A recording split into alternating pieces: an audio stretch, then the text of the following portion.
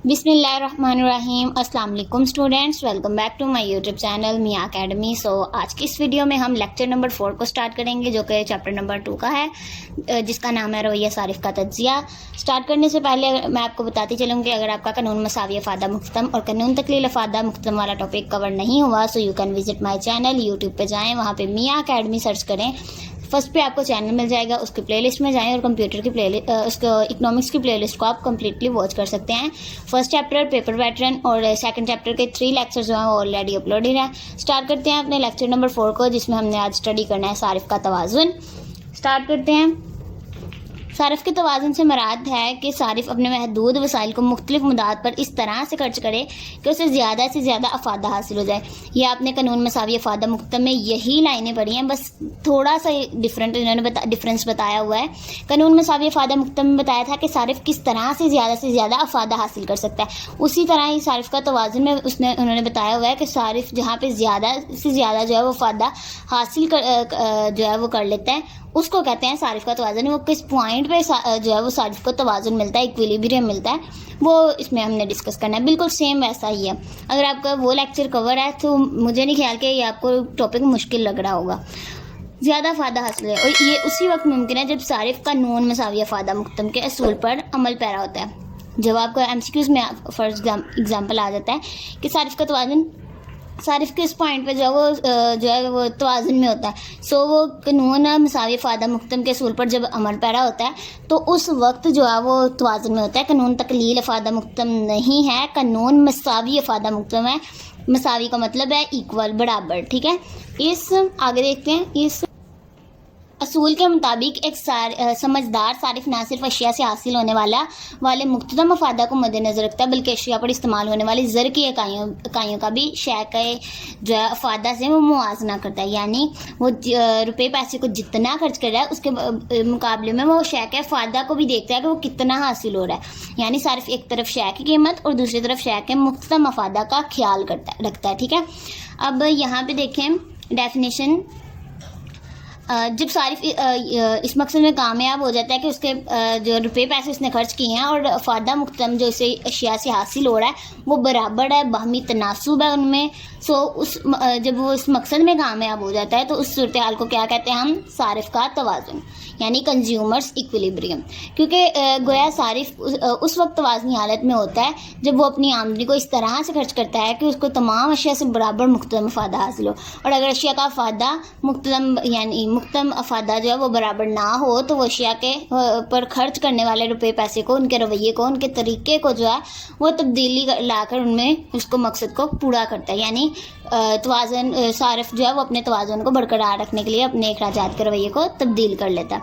अभी आपने वहाँ पे लिखना है हाईलाइट करके कि सारिफ के तवाज़ुन का फॉर्मूला, फिर आगे आपने मार्कर से। मैं पेपर प्रेजेंटेशन की इंशाल्लाह आपके साथ बहुत जल्द वीडियो जो है वो इकोनॉमिक्स की पेपर प्रेजेंटेशन की वीडियो शेयर करूँगी।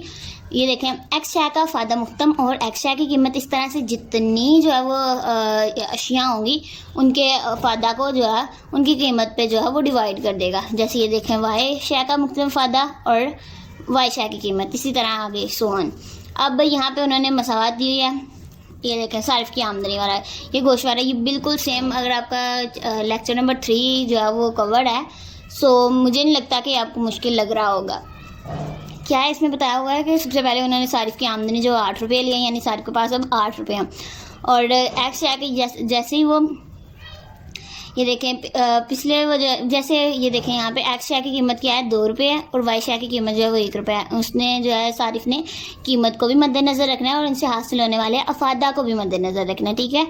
इसीलिए जो है वो जब यहाँ पे एक्स शय की कीमत कितनी थी? 2 रुपये। यानी जब वो 3 जो है इकाइयाँ 3 शय जब वो लेता है, यानी 3 अशिया वो ख़रीदता है, तो यहाँ पे 6 रुपये हो गए उसके, और 2 रुपये यानी वाई शय की कीमत पे उसने खर्च किया। ये अगर आप इस तरफ जो है वो मूव कर जाएँ तो अगर इसमें यहाँ पे 6 इकाइयाँ वो ख़रीदता है, यानी 6 यहाँ से और फिर 1 यहाँ से ख़रीदता है, तो मुख्तदम फ़ायदा उतना नहीं होगा जितना वो 3 इकाइयाँ इसकी और 2 इकाइयाँ इसकी ख़रीदने में लगाता है। आपने कंफ्यूज नहीं हो जाना कि रुपये जो है वो 8 दिए हैं तो चीज़ें वो यहाँ पे 5 क्यों खरीद रहा है। यहाँ पे उन्होंने बताया हुआ है कि एक्स शय की कीमत जो है वो 2 रुपये है, ठीक है। 3 दूनी 6, यानी 3 2s are 6, सो इसी तरह 2 इकाइयाँ यहाँ, 2 रुपये यहाँ पे। सो इस अफादा को जब वो टोटल काउंट करेगा, देखें इसकी इन्होंने फार्मूला में जैसे फार्मूला ऊपर यूज़ किया था, यानी बताया था, उस फार्मूला को यहाँ पे वो जो है वो यूज़ कर रहा है। देखें एक्स शैकी का अफादा मुक्तम और एक्स शैकी की कीमत इसी तरह इज इक्वल्स टू वाई शैकी का अफादा मुक्तम और वाई शैकी की कीमत, यानी ये अगर दोनों बराबर होंगी तो सारफ क्या होगा, तवाज़नी हालत में होगा। अब देखते हैं ये देखें यहाँ पे, ये जबकि ये देखें अब 16 यहाँ पे उसे अफादा हासिल हो रहा था एक्स शै से और 2 रुपये उसकी कीमत थी। इसी तरह वाई शै के का अफादा जो है उसके पास 8 था और उसकी 1 रुपये, यानी एक शै की कीमत कितनी थी, 1 रुपये। सो इन्होंने डिवाइड किया, 8 इज इक्वल्स टू 8, ये बराबर होते हैं। सो आपने वहाँ पे लॉन्ग क्वेश्चन में प्रूव करके भी दिखाना है कि ये बराबर है, इसीलिए सारिफ जो है वो तवाज़नी हालत में है। ठीक है, सारफ तवाज़न की हालत में है क्योंकि सारफ को दोनों अशिया से बराबर मुख्तम अफादा हासिल हो रहा है, यानी 8 इज इक्वल्स टू 8। सारफ अगर अपने अखराजात के रवैये को कानून मसावी फ़ायदा मुख्तम से हट कर जारी रखता है तो सारफ जो है वो तवाज़ुनी हालत में नहीं रहता। मसलन अगर सारफ एक्स शै की 2 इकाइयाँ और वाई शै की 3 इकाइयाँ, वही मैंने आपको बताया कि अगर वो अपने रवैये को तब्दील करता है तो सारफ का तवाज़ुन जो है वो बिगड़ जाए। यानी जब वो 3 रुपये जो है वाई शै पे खर्च करता है और 2 रुपये यहाँ पे खर्च करता है, दो चीज़ें खरीदता है तो 4 रुपये लगेंगे यहाँ पे, और यहाँ पे भी 3 जो है वो 4 रुपये लगेंगे। सो ये जब यानी अब 3 इकाइयाँ इस पे खर्च करता है, 2 इकाइयाँ इस पे खर्च करता है, तो ये देखें 20 इसका फ़ायदा जो है वो 20 वहाँ पे होगा और 7 जो है वो वाई शै का फ़ायदा मुक्तम होगा। जहाँ पे 7 जो है वाई शै का फ़ायदा मुक्तम है और 20 जो है वो एक्स शै का फ़ायदा मुक्तम है। वहाँ पे डिवाइड करके देखें अगर उनके कीमत को 2 और वाई शै की कीमत कितनी थी 1, so 7 is not is equals to 10। ये आप देख लें, टेबल पे जाके देखें। सो आपको पता चलेगा कि यहाँ पे जहाँ पे जो है यहाँ पे डिवाइड करेंगे, जहाँ पे जो है वाई की शै का फ़ायदा मुक्तम जो है वो 7 होगा और एक्स शै का फ़ायदा मुक्तम 20 होगा, तो उन्हें उनकी कीमत पे डिवाइड करेंगे। मैं रिपीट कर रही हूँ, उन्हें यानी एक्स शै की कीमत जो है वो 2 रुपये है और वाई शै की कीमत कितनी है 1 रुपये। सो डिवाइड करते हैं, 7 नॉट इज इक्वल्स टू 10। सो ये यहाँ पे आपने दोनों जो है वो चीज़ें प्रूव करके बतानी है लॉन्ग क्वेश्चन में। सारफ तवाज़ुन की हालत में नहीं है, इसलिए ज़रूरी है कि सारफ तवाज़ुन हासिल करने के लिए कानून मसावी अफादा मुक्तम यानी लेक्चर नंबर 3 में जो आपने पढ़ा था उसके असूल पर अमल पैरा होते हुए अपने महदूद ज़राए को खर्च करें। अगला टॉपिक है हमारा खत अदम तरजीह का। सो ये भी जो है बहुत ही इंपॉर्टेंट है लॉन्ग क्वेश्चन के लिए। इसके आगे खसूसियात होंगी, इसके आगे डायग्राम्स वगैरह कितनी हैं वो भी जो है इम्पोर्टेंट है। सो देखते हैं।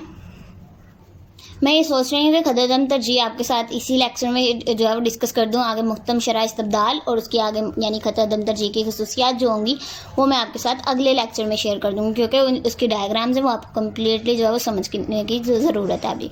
सो स्टार्ट करते हैं। खत अदम तरजीह वाला टॉपिक इंपॉर्टेंट फॉर लॉन्ग है, आपने इसे मार्क कर लेना है, ठीक है। खत अदम तरजीह का तस्वुर पहली मरतबा 1881 में मुतारिफ़ करवाया गया था। किसमें? ये डेट आपने याद रखनी है 1881 में, ठीक है।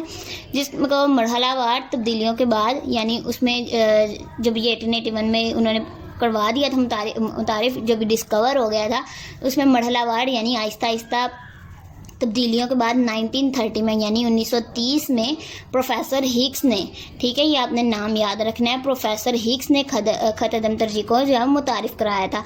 मुतारिफ़ किसी और ने करवाया था, पाया तक मील तक जो है वो प्रोफेसर हिग्स ने जो है इसे पाया तक मील तक पहुंचाया था। अब किस तरीके जो है वो आपने दोनों याद रखनी है, 1881 और 1930। प्रोफेसर हिग्स ने जो है पाया तक मील तक पहुंचाया, ठीक है। इस नए नज़रिए का मकसद सारिफ के तवाज़ुन के मसला को वाज़ेह करना था। ये यहाँ पे डेफिनेशन आपने प्रॉपर याद करनी है। इससे पहले ये मकसद इसका क्या है ये भी आपने शॉर्ट क्वेश्चन में ज़रूर लिखना है। खतूत अदम तरजीह के नज़रिया का मकसद ये है कि सारिफ अपने जहन में 2 अशिया के बेशुमार जोड़े रखता है जो इसे यकसा तस्कीन देते हैं यानी बराबर तस्कीन देते हैं। वो कितने ज़्यादा जोड़े होते हैं, लेकिन वो किस तरह से उनमें से जो है डिसाइड करे कि वो कौन सा जोड़ा जो है वो उसे लेना चाहिए। सो ये जो है खत अदम तरजीह उसमें हेल्प करता है। वह खत अदम तरजीह के असूल को मद्देनज़र रखते हुए सारिफ अपने तवाज़ुन 2 अशिया के मजमूओं में बगैर तरजीह दिए इख्तियार कर सकता है। लिहाजा खत अदम तरजीह से मुराद ये 2 डेफिनेशंस हैं। यहाँ पे आपको जो इजी इनमें से डेफिनेशन लगती है आपने एक कर लेनी है शॉर्ट क्वेश्चन के लिए, और जो है वो टॉपर स्टूडेंट्स हैं वो लॉन्ग शॉर्ट क्वेश्चन में भी दोनों ही डेफिनेशंस लिखा करें, ठीक है। जो क्योंकि अब आप फर्स्ट ईयर के स्टूडेंट्स हैं, मैच्योर हो गए हैं, सो आपने सबसे पहले इनकी जो है वो इसका मुतारिफ कब हुआ, मरहलावार कैसे प्रोफेसर एक्स ने पहुँचाया, ये आपने लिखना है। बाद में इसकी डेफिनेशन लिखनी है, बाद में इसका मकसद लिख देना है, ठीक है।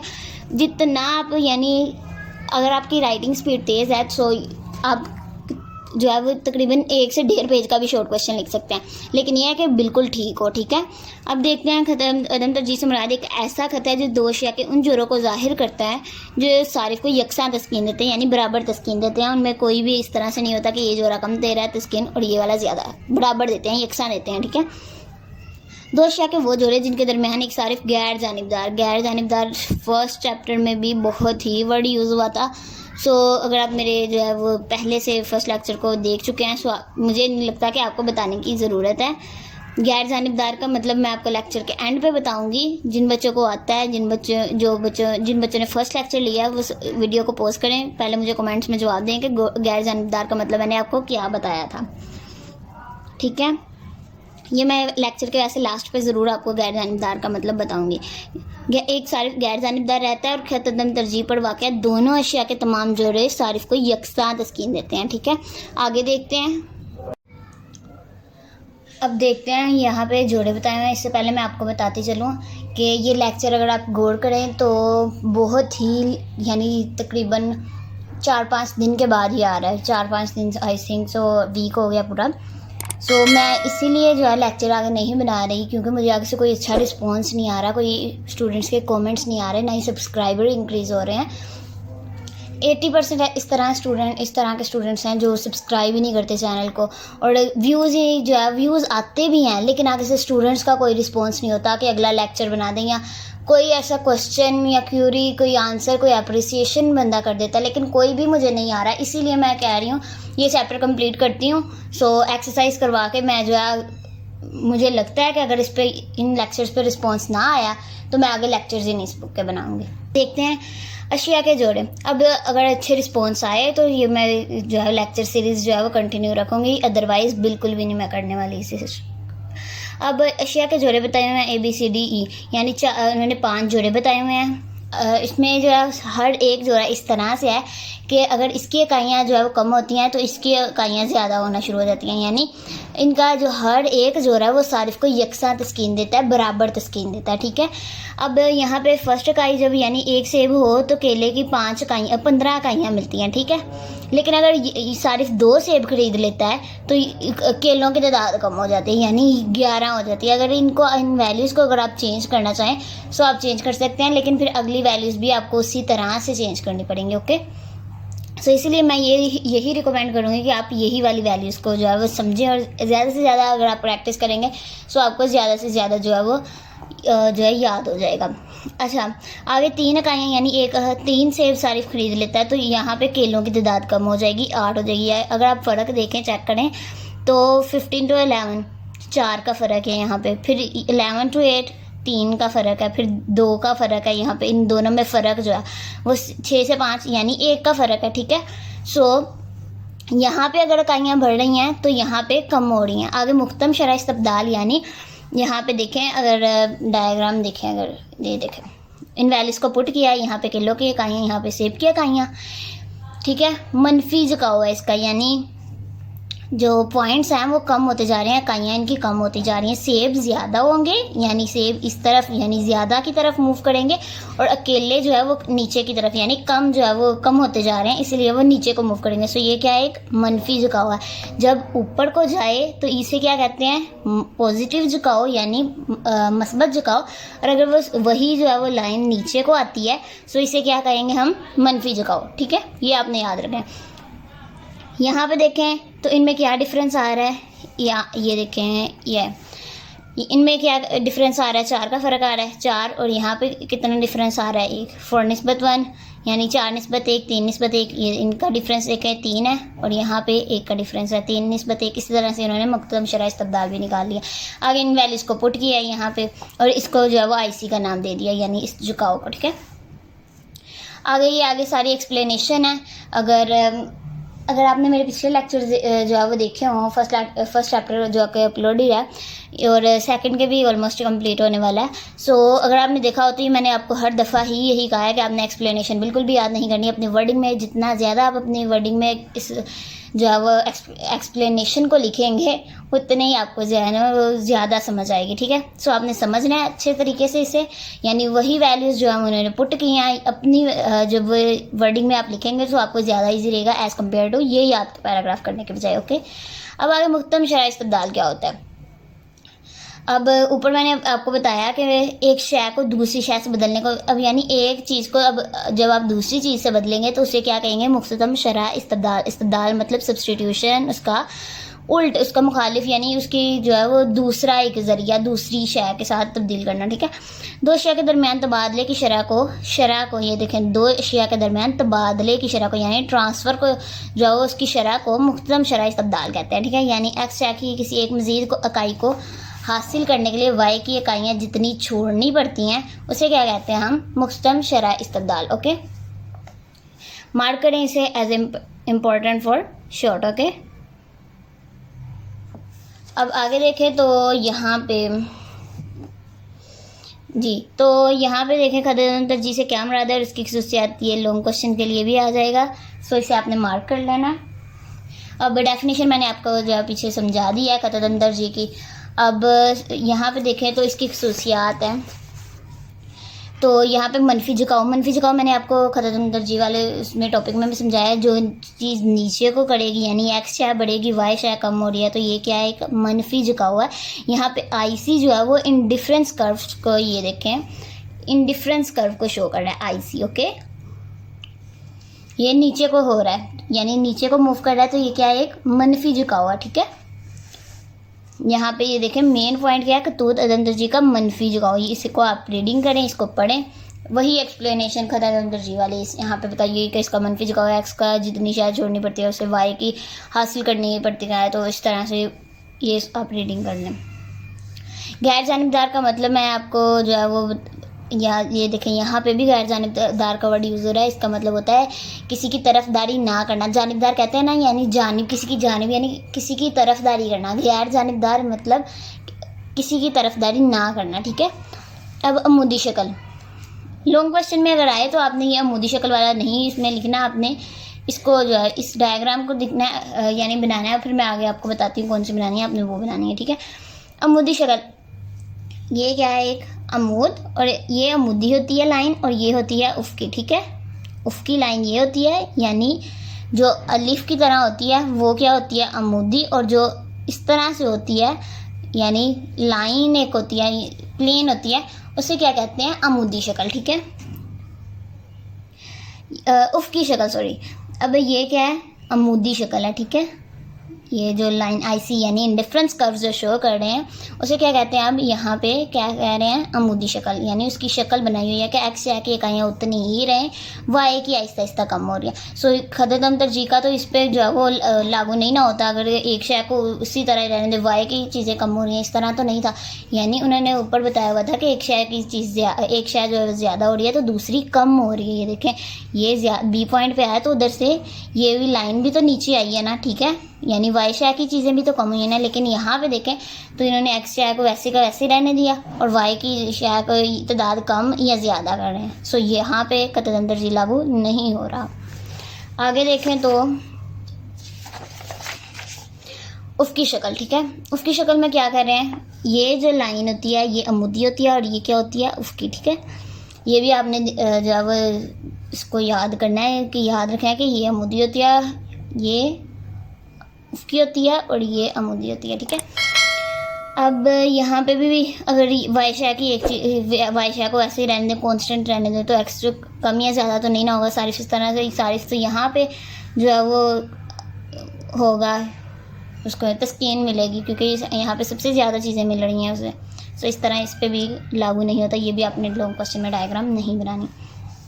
आगे मस्बत रुझान, मनफी में मैंने आपको क्या बताया था, नीचे को जा रहा है, लेकिन मस्बत में क्या कर रहा है कि ऊपर को जा रहा है। ये इस साइड पे जो होगी लाइन ऊपर को जाएगी वो क्या होगी, मस्बत रुझान, और इस साइड पे जो होगी वो मनफी रुझान होगी। ये सब मस्बत रुझान है, ये भी नहीं होगा।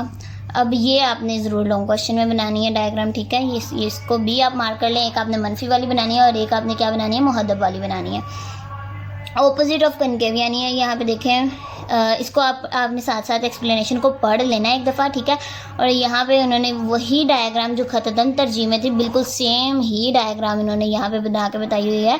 मुहद्दब होते हैं यानी मुब्दा की तरफ खतदम तरजीह जो है वो मुहद्दब होते हैं यानी ऑपोजिट ऑफ कनकेव, ठीक है। आगे देखें तो खतदम तरजीह का जो खत है ना वो किसी महवर को नहीं छूता, ठीक है। अब महवर किसे कहते हैं, ये महवर है, ये और ये लाइन जो है ये क्या है, महवर है। ये किसी लाइन को नहीं छूता, ठीक है, खतदम तरजीह। सो ये आप इसको नहीं आपने बनाना है इस शक्ल को, ये बस इसी तरह से जो है इसे देख लेना है आपने, लॉन्ग क्वेश्चन में नहीं इसे बनाना, ठीक है। ये इसको इस डायग्राम को भी नहीं बनाना आपने, सिर्फ आपने इस डायग्राम को बनाना है साथ में, आई थिंक सो जी। इसे भी आपने बनाना है लॉन्ग क्वेश्चन में। अब मब्दा की तरफ मकर यानी कंकेव होते हैं, ऑपोजिट ऑफ कन्वेक्स, ठीक है। ये इन्होंने शो किए हुए हैं यहाँ पे। एक तस्कीन का मेयार एक जैसा होता है, ठीक है। तस्कीन का मेयार यहाँ पे जो है वो एक जैसा होता है, जो कि मुमकिन ही नहीं है। यहाँ पे हर चीज़ जो है वो देखें ना, इसे आपने रीडिंग करना है। और यहाँ पे देखें तो यहाँ पे एक इकाई है और यहाँ पे देखें तो कितनी, यहाँ पे भी कम है और यहाँ पे भी कम है। सो ये तस्कीन का मेयार बिल्कुल भी नहीं है, ठीक है। ये आपने देख सकते हैं कि आप यहाँ से भी कम चीज़ लें और यहाँ से भी कम चीज़ लें, इस तरह तो मुमकिन नहीं है ना, सार्फ यहाँ पे तस्कीन में नहीं होगा। सो ये भी डायग्राम जो आपने लॉन्ग क्वेश्चन में बनानी है और बताना है कि ये यहाँ पे एक दूसरे खत को जाओ खतदम तरजीह जो होते हैं वो एक दूसरे को कता नहीं करते, यानी नहीं काटते एक जगह पे, जो आपस में जो है नहीं एक दूसरे को छूते, ठीक है। आगे देखें तो ये मैं जो बता रही थी आपको कि किसी महवर को नहीं छूते। सो ये डायग्राम ये है यहाँ पे, अगर आपको नज़र आ रही होगी, ये देखें। सो यहाँ ये जो है ये किसी महवर होते हैं, इनको नहीं छूता खतदम तरजीह। सो ये भी आपने रीडिंग कर लेनी है, ठीक है। ये मैंने नोट्स ऊपर लगाया हुआ था एक, सो ये भी देख लेना है। और ये ज़रूरी नहीं कि खतदम तरजीह के दोनों खतूत एक दूसरे का मतवाज़ी हों, यानी ऑपोजिट हों, जो है वो एक दूसरे के उल्ट हों, ठीक है। तो ये भी ज़रूरी नहीं है। आगे देखें तो यहाँ पे आ गई एक्सरसाइज। इससे पहले मैं आपके साथ एक्सरसाइज शेयर करूँ, अगर आपको वीडियो पसंद आई है तो आपने चैनल को ज़रूर उस पर वीडियो को ज़रूर लाइक करना है, चैनल को सब्सक्राइब करना है। और अगर मुझे इस एक्सरसाइज वाली वीडियो पे अच्छा कोई खासा रिस्पांस ना आया एक हफ़्ते के अंदर, सो मैं आगे इनको मेरे लिए मुश्किल हो जाएगा इसे जो है वो इस लेक्चर सीरीज़ को कंप्लीट करना। सो चैनल को ज़रूर सब्सक्राइब करिएगा, वीडियो को लाइक करिएगा, दुआओं में याद रखिएगा। टेक केयर, अल्लाह हाफिज़। Yeah.